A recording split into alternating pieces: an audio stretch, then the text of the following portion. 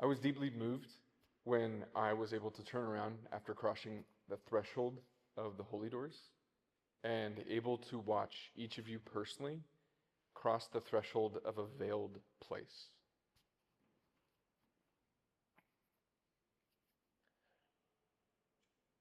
I think often, as Catholics in America, we just blaze into church with, 5, 10 kids, however many. And it's just sheer chaos. The greeters open the doors. They maybe, hopefully, ideally smile at you and welcome you. And then you find whatever open spot is left in the church so that at whatever point you get into Mass, wherever it's at in the liturgy, you can begin to participate.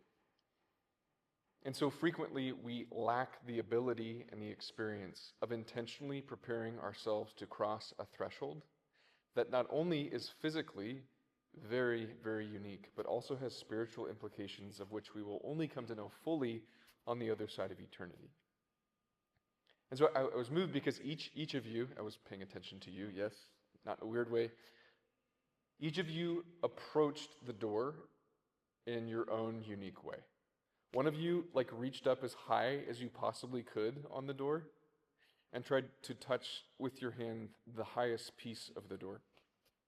Others touched the piece that clearly had been brushed frequently, and it's very clear that what was once looking like the rest of it is now lacking because so many hands have crossed this threshold and touched that same place.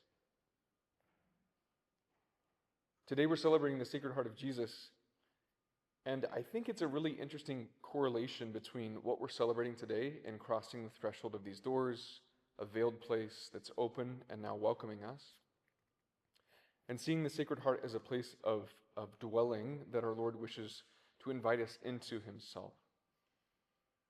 But the unique part about our Lord's most Sacred Heart is that, frankly, I think we fear entering into that space, maybe more so than we fear entering into any church. His heart is a sanctuary. His heart is a place where he wishes for us to find our niche, going back to your comment earlier today, our place and a place that we can rest. The heart is the dwelling place, a place of solitude, place of silence, place of intimacy, place of deep longing and desire. The culture says that the heart is something that we ought to fear and we ought to not mess with.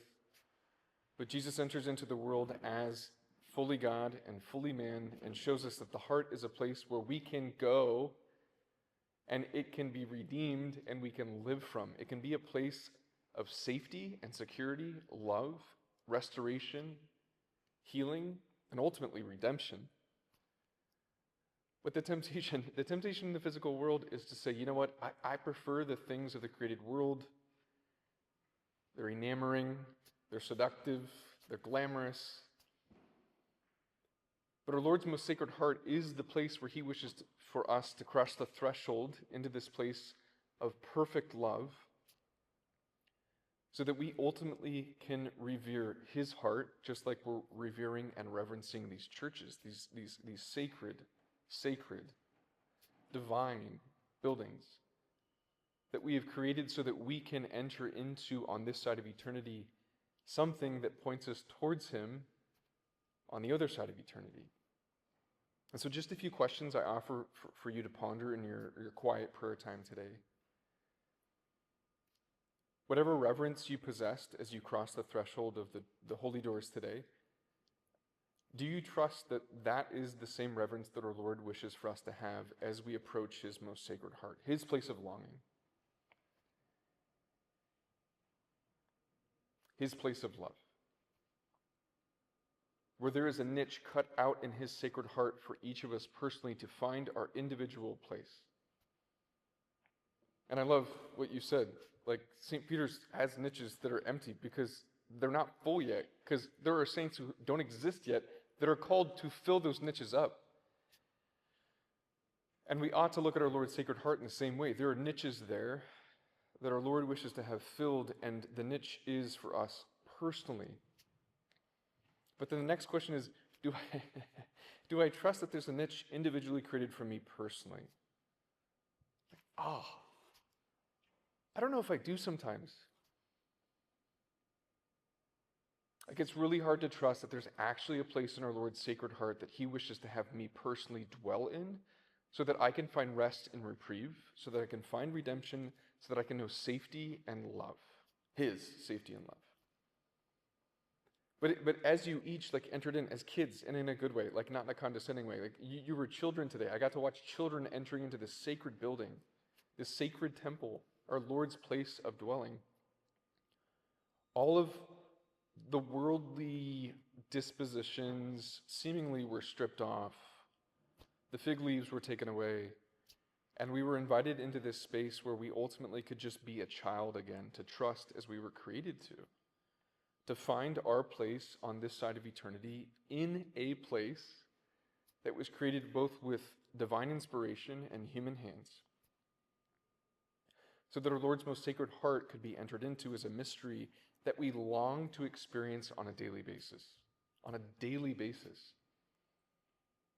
Last thing. After having entered into this church in the way that we did today, how could we ever enter into our churches back home in the same way that we did before we came here and entered these doors this day? What if each person had the reverence of seeing our churches in the same way that we entered this church today? It was beautiful. Today we actually had space and time to be a little silent and quiet, and there wasn't, guards telling us to no photo. We could just enjoy the moment as we entered in. It is emblematic of what we're called to as we go back, eventually, to our home on the other side of the pond, so that we can approach our churches in the same way that we did today, and see it as a place where our Lord wishes to show us his most sacred heart, invite us into that mystery so that we can find our personal niche.